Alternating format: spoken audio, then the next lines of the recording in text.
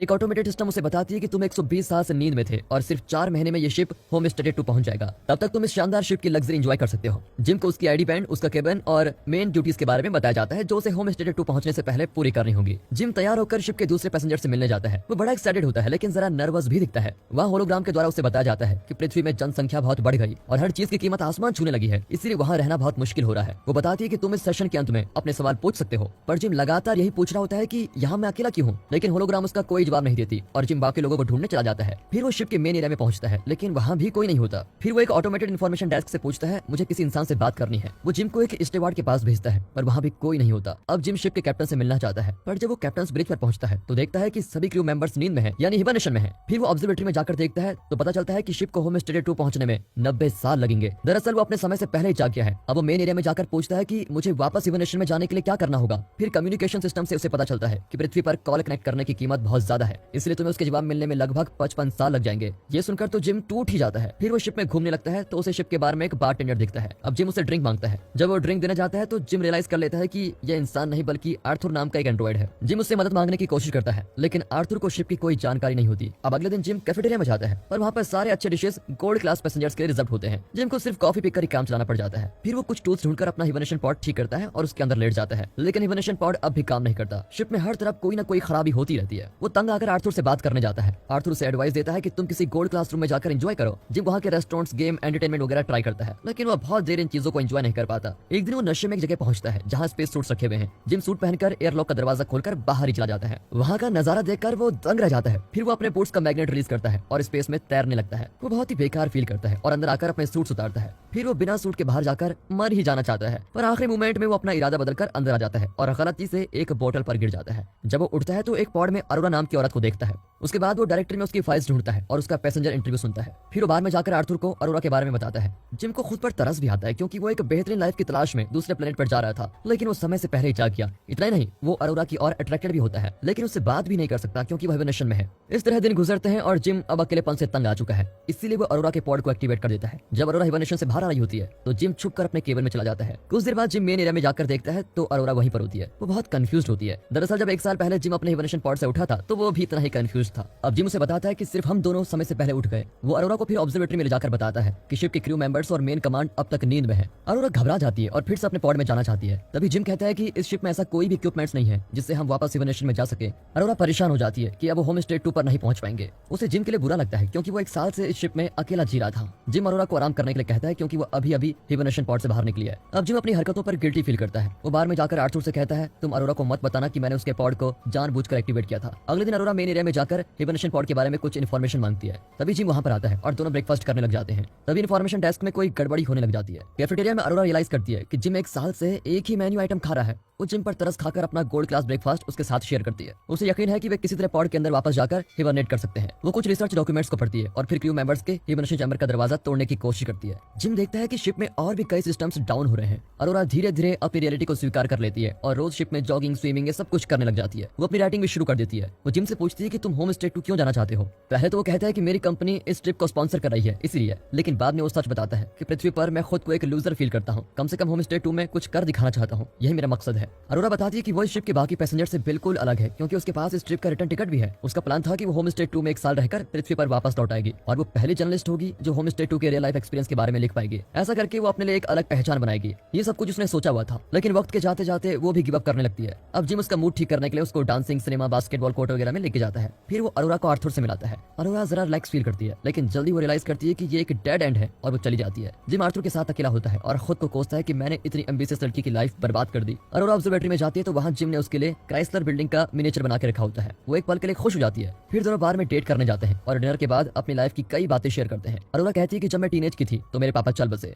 फिर दोनों space suits पहनकर शिप के बाहर स्पेस वॉक करते हैं। जिम को अच्छा लगता है कि वो किसी के साथ मिलकर ये खूबसूरत नजारा देख रहा है। जिम दोनों के बूट्स के मैग्नेट्स को ऑफ कर देता है और दोनों साथ ही तैरने लग जाते हैं। फिर दोनों अंदर आकर किस करते हैं और जिम के कैबिन में जाकर इंटीमेट होते हैं। अगले दिन अरोरा जिम के कैबिन में शिप हो जाती है और दोनों पार्टनर्स की तरह रहने लग जाते हैं। वे हर काम साथ मिलकर करते हैं। अरोरा शिप के अंदर अपनी लाइफ के बारे में लिखती रहती है। जिम शिप को एक्सप्लोर करता है और हाइड्रोपोनिक्स में पहुंच जाता है जहां वाटर सोल्यूशन में पौधे उगाए जाते हैं। वहां से वो अरोरा के लिए एक फूल लेके आता है। एक दिन दोनों ऑब्जर्वेटरी में जाते हैं तो देखते हैं कि उनका स्पेसशिप एक रेड जायंट स्टार के करीब गुजर रहा है। उस दिन अरोरा का बर्थडे होता है और वो एक रेस्टोरेंट में सेलिब्रेट करते हैं। फिर वे बार में जाकर ड्रिंक करते हैं। जिम वॉशरूम में जाकर अरोरा के लिए एक रिंग तैयार करता है। यहाँ अरोरा आर्थर से बातें करने लगती है। अब आर्थर जो कि एक एंड्रॉइड एंड्रॉइड है वो अरोरा को बता देता है कि जिम अकेला फील कर रहा था, इसलिए उसने तुम्हें जानबूझकर हिबरनेशन से जगा दिया। इतने में जिम आ ही जाता है और अरोरा बहुत गुस्से में होती है। वो जिम को डांटती है और घबराकर वहां से चली जाती है। जिम अपने केबिन में लौटता है तो अरोरा की कोई चीज वहां पर नहीं होती। अगले दिन वो कैफेटेरिया में अरोरा को देखता है, पर उसको देखते ही अरोरा तुरंत भाग जाती है। एक रात वो जिम के केबिन में जाकर उसे मारने लगती है और उसका खून करना चाहती है। इसके बाद वो जिम को एकदम इग्नोर करने लगती है। जिम कम्युनिकेशन सिस्टम के जरिए उसे अपनी सिचुएशन एक्सप्लेन करने की कोशिश करता है और कहता है कि मैं तुमसे प्यार करता हूँ, पर अरोरा कुछ सुनने को तैयार ही नहीं होती, क्योंकि जिम ने उसकी जिंदगी के सबसे बड़े सपने को चूर चूर कर दिया है। एक रात शिप के सिस्टम में क्रिटिकल एरर हो जाता है और मेन कमांड शट डाउन हो जाता है। जब जिम एलिवेटर में चढ़ता है तो वो भी खराब होता है। अब अरोरा देखती है कि जिम ने मेन एरिया में एक पेड़ लगाया हुआ है। फिर वो कैफेटेरिया में जाती है तो फूड डिस्पेंसर भी खराब हो गया है। अचानक उन्हें डेक चीफ की आवाज आती है। वो पूछता है कि मेन एरिया में पेड़ किसने लगाया। जिम और अरोरा मेन एरिया की ओर भागते हैं। वहाँ पेड़ के आगे डेक चीफ मंकूजो खड़ा होता है। किसी खराबी की वजह से उसका पॉड भी एक्टिवेट हो गया था। उसकी समझ में नहीं आता कि एक साथ 3 पॉड्स कैसे खराब हो सकते हैं। वो इन दोनों को ब्रिज पर लेके जाता है और तब पता चलता है कि शिप के मेन सिस्टम में कोई गड़बड़ी हो गई है। उसको मैनुअली चेक करना होगा। जब वे ब्रिज से बाहर जाने की कोशिश करते हैं तो एक रोबोट उनके ऊपर गिरने लगता है। खुशकिस्मती से वे बच जाते हैं। जिम और अरोरा मंकूजो को बताते हैं कि शिप में खराबियां दिन ब दिन बढ़ती जा रही है। मंकूजो इन दोनों को सिखाता है कि पॉड से डाटा कैसे कलेक्ट करना चाहिए। जब मंकूजो पॉड्स को चेक करता है तो पता चल जाता है कि जिम ने जानबूझकर अरोरा का पॉड एक्टिवेट किया था।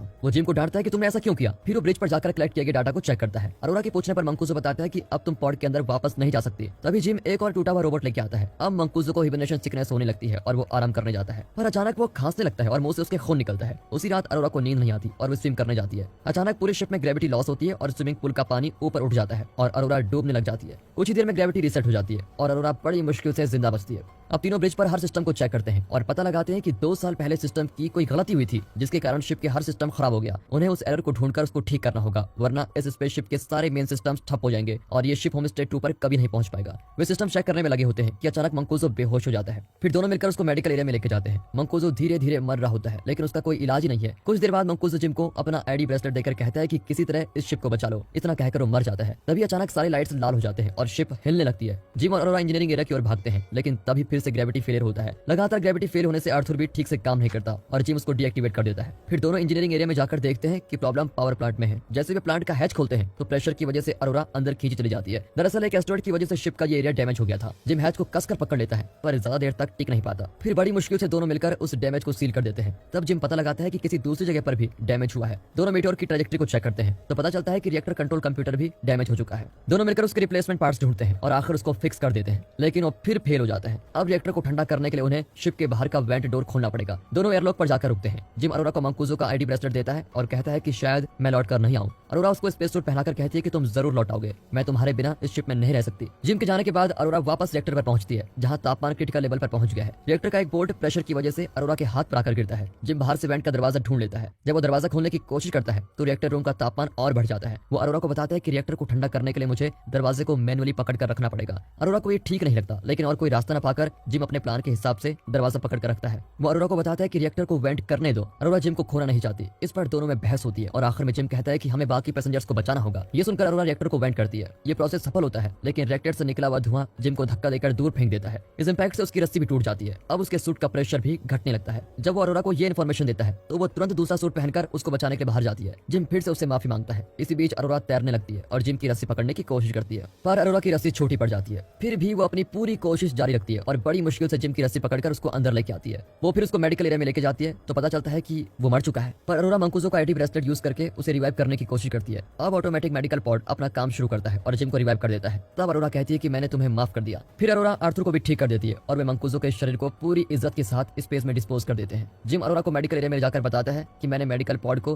हिबरनेशन पॉड की तरह यूज करने का तरीका ढूंढ निकाला है। तो मेडिकल पॉड के अंदर चले जाओ और होम स्टे 2 तक का सफर पूरा कर लो। लेकिन अरोरा इंकार कर देती है और जिम के साथ एवलोन पर ही रहने का फैसला करती है। आखिर में जिम अरोरा को प्रपोज करता है और दोनों स्पेसशिप में अपनी लाइफ गुजारते हैं। 88 साल बाद एवलोन होम स्टे 2 पर पहुंच गया है। तभी सभी क्रू मेंबर्स जाग जाते हैं और स्पेसशिप को बुरी हालत में पाते हैं। अरोरा ने उनके लिए एक मैसेज छोड़ा होता है, जिसमें वो बताती है कि जब क्रू मेंबर्स और पैसेंजर्स हिबरनेशन में थे तो इस स्पेसशिप में अरोरा और जिम की लाइफ कैसे थी और उन्होंने इस स्पेसशिप को और बाकी स्लीपिंग पैसेंजर्स को कैसे बचा कर रखा, ये सब कुछ उसने बताया होता है। यानी कि वो दोनों अब मर चुके हैं। और दोस्तों, इसी के साथ ये मूवी यहाँ पर